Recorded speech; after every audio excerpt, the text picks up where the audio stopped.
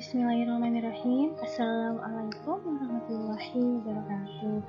Kami dari kelompok 4, gelombang 4 PPSDM Regional Bandung yang merupakan CPNS Kabupaten Bekasi akan mempresentasikan isu global atau isu kontemporer yaitu tentang proxy war. Di sini saya akan memperkenalkan anggota kelompok saya terlebih dahulu, di mana saya yang berbicara adalah Hani Mulyati, dan nanti second speakernya atau pembicara keduanya adalah Nur Familia Fatiranisa, dan the third speakernya atau pembicara ketiganya adalah Anissa Nur Cahya Saputri. Oke, sebelum kita masuk ke materi penganalisan isu global tentang proxy war ini, saya akan menjelaskan tentang apakah itu proxy war. Jadi proxy war ini adalah istilah konflik antar dua negara di mana tidak terhubung langsung konfliknya seperti konflik-konflik atau seperti perang-perang pada saat dahulu kala. Nah, yang digunakan dalam proxy war ini adalah perang melibatkan kaki tangan atau proxy. Kata proxy itu sendiri. Jadi bisa disimpulkan bahwa proxy war ini adalah perang di mana ada dua negara yang berperang tetapi menggunakan pihak ketiga atau menggunakan penyeludup untuk memantik perpecahan di antara kedua negara tersebut.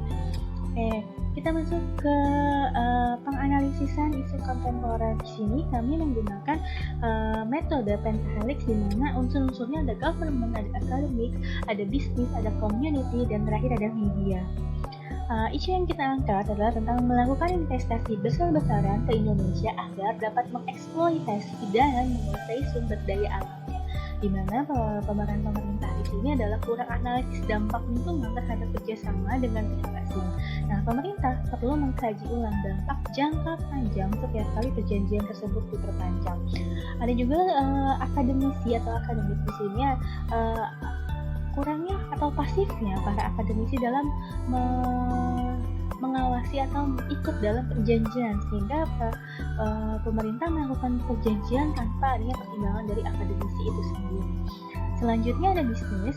Para pelaku bisnis di sini yang merupakan kerjasama dengan investor dari luar negeri mencari keuntungan yang berlimpah tanpa memperhatikan dampak lingkungan yang disebabkan oleh eksploitasi sumber daya alam yang berlebihan. Jadi di sini para pelaku bisnis itu hanya mencari keuntungan tanpa mempertimbangkan lingkungan yang disebabkan oleh pengeksploitasi sumber daya alam yang berlebihan. Ada juga community di mana masyarakat mendapatkan lingkungan yang buruk efek dari eksploitasi sumber daya alam yang berlebihan itu sendiri. Sedangkan sumber daya manusia ya dari masyarakatnya hanya sekian persen dan hanya dijanjikan buruh lepas. Nah, kebanyakan itu justru profesionalnya didatangkan dari luar negeri. Gitu. Selanjutnya ada media. Media masa hanya meliput saat perjanjian, belum banyak yang meliput tentang perjanjian itu sendiri dan realisasi perjanjian sebelum perjanjian itu diperpanjang. Kita masuk ke isu yang kedua, di mana isu kontemporer yang kami bahas pada isu yang kedua adalah menyebar black campaign untuk menjatuhkan produk community Indonesia. Dalam hal ini adalah produk yang masuk merupakan produk pangan berlabel palm oil free. Nah, apa sih analisis dari pemerintah yang kami simpulkan gitu, di mana kurangnya perhatian pemerintah, terutama Kementerian Perdagangan terkait masuknya produk makanan kemasan impor berlabel palm oil. Jadi di sini pemerintah tuh kurang memperhatikan barang-barang yang masuk ada kemasan palm oil free.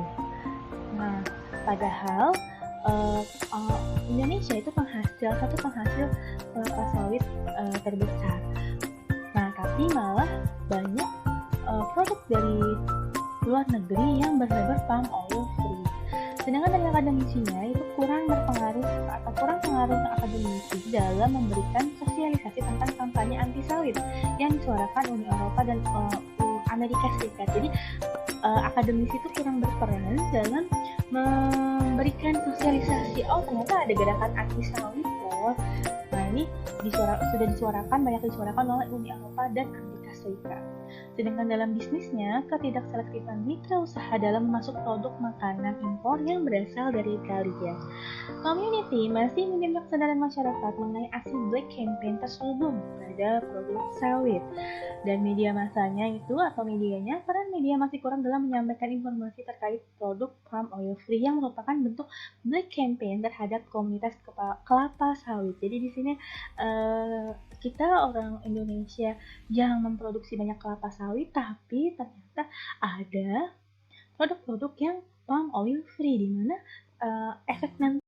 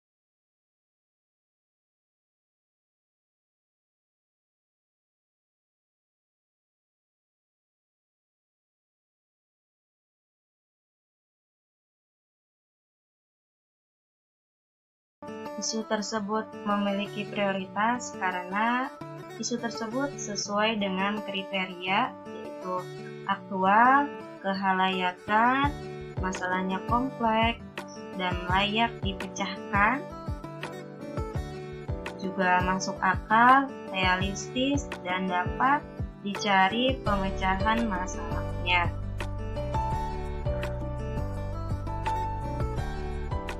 Sehingga masalah melakukan investasi besar-besaran ke Indonesia agar dapat mengeksploitasi dan menguasai sumber daya alamnya bersifat mendesak atau gawat dan berdampak, karena sumber daya alam Indonesia akan habis jika dibiarkan terus-menerus, sedangkan rakyat Indonesia tetap semakin miskin dan tidak dapat menikmati sumber daya alam Indonesia sendiri.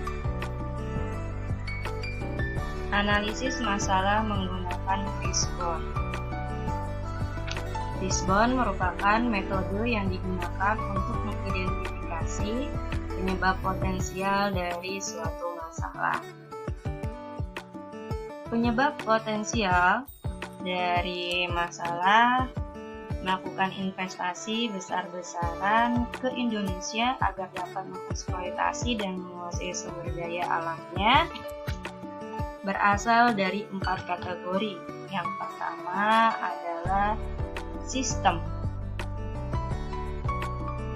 Dalam sistem, yaitu masalahnya karena kurangnya sistem pengawasan dari pemerintah dan sistem regulasi yang minim. Kemudian skill, penyebab potensialnya yaitu karena SDM profesional yang masih dikuasai oleh asing dan sumber daya manusia Indonesia hanya menjadi buruh lepas saja. Kemudian dari kategori lingkungan, yaitu dampak buruk lingkungan dari pengeksploitasian sumber daya alam dan masyarakat sekitar jarang mengetahui sumber daya alam yang dimiliki daerahnya. Dari kategori safety atau keselamatan, yaitu kurang kesadaran pemakaian APD saat bekerja dan standar keamanan masih minim. Nah, selanjutnya saya Anissa akan memaparkan mengenai alternatif pemecahan dengan SWOT. Analisis SWOT bertujuan untuk mengidentifikasi berbagai faktor secara sistematis untuk merumuskan suatu strategi. Analisis ini didasarkan pada logika yang dapat memaksimalkan kekuatan atau strength, peluang opportunities, namun secara bersamaan dapat meminimalkan kelemahan atau weakness dan ancaman atau threats. Dalam SWOT matrix berikut, untuk strength meliputi 1. Tersedianya sumber daya alam yang melimpah. 2. Tersedianya sumber daya manusia dengan upah yang kompetitif. Sementara untuk weakness, 1. Struktur politik dan administrasi yang lemah di mana menjadi penghambat bagi pembangunan ekonomi. Dan 2. Rendahnya inovasi dan perkembangan penelitian nasional. Sementara untuk opportunities, 1. Indonesia mempunyai sumber daya alam yang kurang dimanfaatkan dan Indonesia menjadi tujuan investasi yang prospektif. Dan untuk threats, 1. Meningkatnya biaya produksi di negara asal investor, dan 2. Persaingan bisnis. Adapun strategi yang bisa kita simpulkan yaitu untuk strategi SO, yang pertama, meningkatkan sistem sarana produksi, proses produksi, pengolahan hasil, dan penunjangnya. Dan yang kedua, meningkatkan keterampilan sumber daya manusia. Untuk strategi WO, yang pertama, mengoptimalkan inovasi teknologi untuk mengelola sumber daya alam dan mengoptimalkan faktor pendukung seperti kelembagaan, ekonomi, dan lingkungan. Sementara untuk strategi ST, yang pertama, kepastian hukum untuk mendorong usaha yang kondusif dan perbaikan infrastruktur. Dan untuk strategi WT, yaitu membentuk forum kerjasama yang lebih intensif antara pelaku bisnis, peneliti, pemerintah, dan masyarakat. Demikian presentasi isu global mengenai proxy war dari kelompok kami. Atas perhatiannya kami ucapkan terima kasih.